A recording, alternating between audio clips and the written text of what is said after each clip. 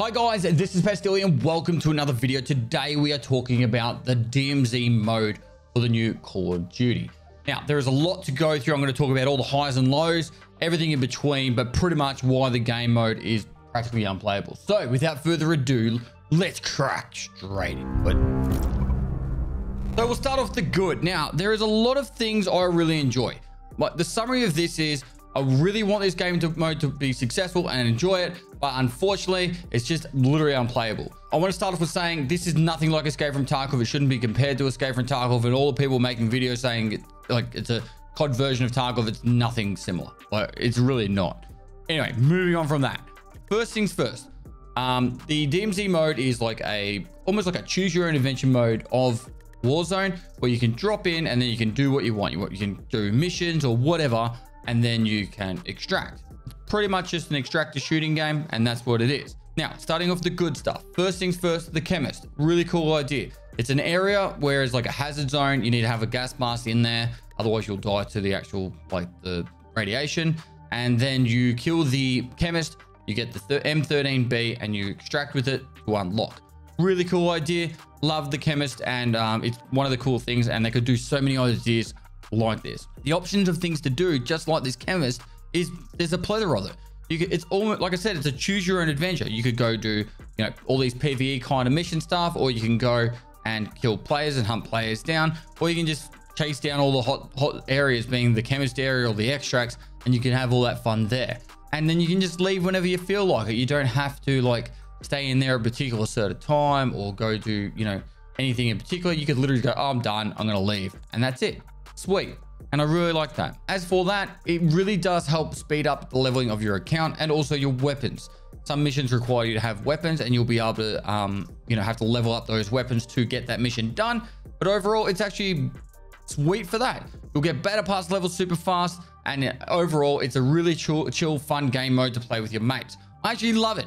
As a whole, I love it. The actual whole game style is just a chill way for me to enjoy Call of Duty without having to play like really sweaty, super focused. I can play in recliner mode, in other words. Now, the cool thing is the boss fights. There is a helicopter that will fly around, and it's got like a boss symbol. You can shoot it down. It wasn't really too difficult. I would also argue that the chemist is another boss, and if they keep adding more bosses like that, the game mode should be a lot of fun. Last but not least, I love the idea of driving around in the car and then all of a sudden hearing some people talking on VoIP and then just hunting them down. One of the things I did find out about VoIP is if you go into a game, not many people like to use VoIP. Sometimes they do, sometimes they don't. But if you're doing the squad feel, it can be very punishing if you don't get a team that will use VoIP. But as a double-edged sword, you can hear people talking on VoIP when you're running around the game mode. Presume they're gonna push.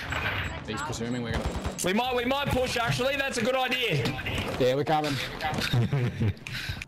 Yeah, you're fucking waiting for your fucking filthy dogs.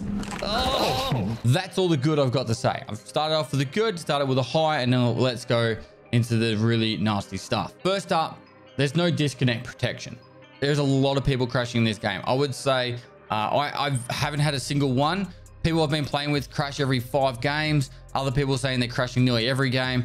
If you crash in this game mode, you literally just lose all your stuff. It sits on the ground, and your teammates can't even loot it, and then they can't get back in. It is absolutely frustrating. So if you're been doing your missions, you've got one of the ones where it's like you have to get some dog tags and get out with the dog tags, and you're about to wait for your extract, and then you get disconnected. It's just like a kick of the guts, and you can't finish it, and you have to start it again. I've also noticed I've been playing a little bit of Warzone, that the disconnects in that as well might have some sort of disconnect protection, but the teams I've been playing with, when they've been disconnected or their games crashed, they also have not been able to rejoin. It is like 2022. Most games can have some sort of disconnect protection. I can't believe this one didn't start with one.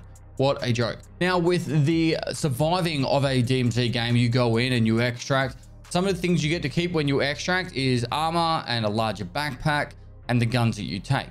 Now, when you go back in, you're meant to have that same armor that you extracted with. So if you had a 3-plate armor, sometimes when you go back in, it puts you back down to 1. Same with the backpacks. It is really frustrating. Like because you go in the mindset, like, I've got a gas mask, I've got armor, I'm gonna go straight for the chemist, take on all the players there, kill everything, and then you get back in there, and then you're back down to the 1 blue plate armor. And this isn't even for the whole team. Sometimes one person in the team will have a single plate instead of 3, And then other times everyone will get wiped back to having one plate. It is mind baffling how often this happens, and it's just frustrating. It's super frustrating.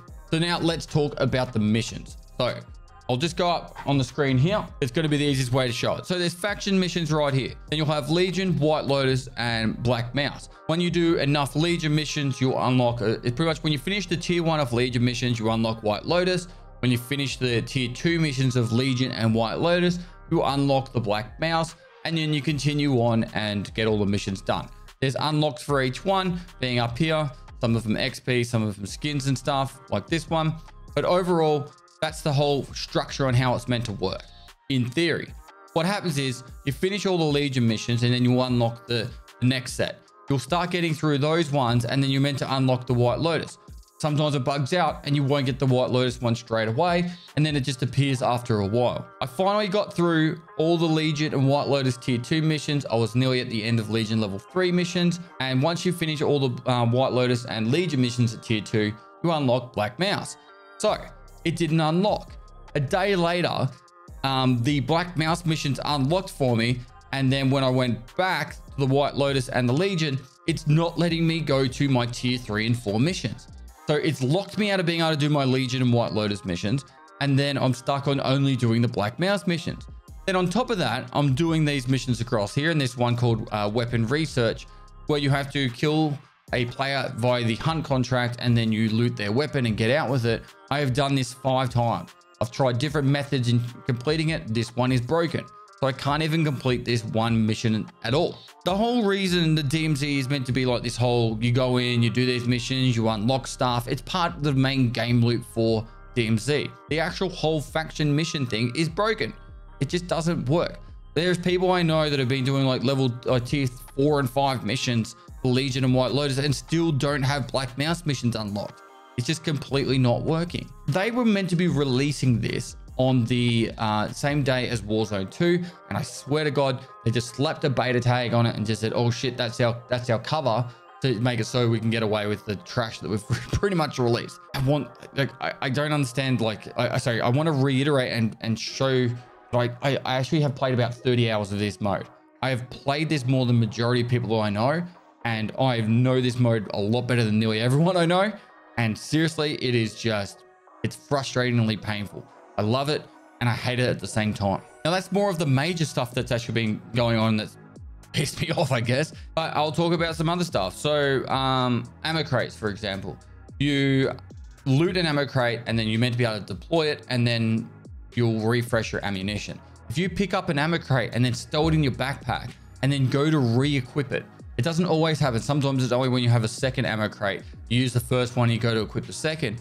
You go to place that down and it's bugged out and says you already have the ammo crate equipped. These are the kind of bugs that are riddled throughout it. There's so many of these little kind of annoying nuances, things. These annoying things that when you're playing it, it just really just removes that immersion factor of you having fun and being in the moment of having getting all these tasks done and doing all these things. And then you get ripped back to reality and going, holy shit, this just has pissed me off. And as much as I want this game to succeed, like I said, unfortunately, I can't see it succeeding unless it's got some massive improvements, because if it doesn't happen quickly, I think most people just go, not even worth my time. Now, the last point I want to talk on is what happens when you finish all the tasks. I don't know if anyone has got close to finishing all the tasks or not, but I kind of feel like when you finish all the tasks in this game mode, the only thing left to do would be literally to go help other people. And that's perfectly fine. You could probably go around and do PvP and stuff, but they would need to consistently release a flow of new content and stuff for the game mode to survive. And that's probably where the sticking point with this game mode is going to cripple it for anyone who wants to play the game. So they'll go and they'll play it. They might get through the whole thing with their friends and then they'll never touch it again. And unless they keep adding new guns to be unlocked, or skins, I guess, if people are really hyped about skins that much. Oh, we got a sticker! Yes! Let's fucking go! There's no way they're going to get through enough of the... there's no way they're going to hold a consistent player base to play this game for a long enough time. I want to reiterate this. The devs came out and said this is meant to be nothing like Tarkov. And one of the biggest issues that I feel like the Tarkov community is going to do to the whole extractor shooter like genre of games is they're going to constantly say, oh, that's like trying to be Tarkov. It's trying. If people keep going down that mindset, it's going to give no devs an opportunity to actually try and make a good extractor shooter. So move on from that. This is not trying to be Tarkov. It's nothing like that. It's actually really fun when it does work, but they need to fix so many things to make it work. Overall, I love the idea of jumping in, having your loadouts. Oh, the insurance system. I actually love the insurance system. All right, the way the insurance system works is you can pick a gun, you build it however you want, using the stuff that you've unlocked. So for example, I've got the M13B, which I got from the chemist. I've leveled it up to level 7 and I can mod it out however I want. And then I can go in with it. If I die, there's a 2-hour cooldown till I can unlock another gun to make from insurance. However, all the money that I survive with actually gets a time reduced on that gun or on the insurance slot, and then you can make a new one from there, which means that you can eventually just pretty much have all these fun guns that you just want to play around with, and then go and try and run around and shoot people with them. You can try cool snipers and loadouts. Actually quite kind of fun. It's a really cool idea. The only issue I see with it is as you unlock more insurance slots from having the factions unlocked, you're already at that skill level that you got all your factions to level 3 and 5. You're probably not going to need 3 different insurance slots. It's kind of a cool perk, but overall it's more like you needed those guns when you started more than when you got to that point. However, I think the insurance thing's really cool. Anyway, that's enough ranting from me. Like I said, hopefully you enjoyed the video. Like and comment for the YouTube algorithm. Let me know your experiences from the DMZ game mode from Call of Duty. I actually think it has great potential, and I hate saying that because every time you play a sponsored game or a game and you're like, oh, this has got great potential. Like it's like the throwaway line. It actually could be a really cool game, but it's got a long way to go. Long way to go. Anyway, guys, lastly, I'll see you next time.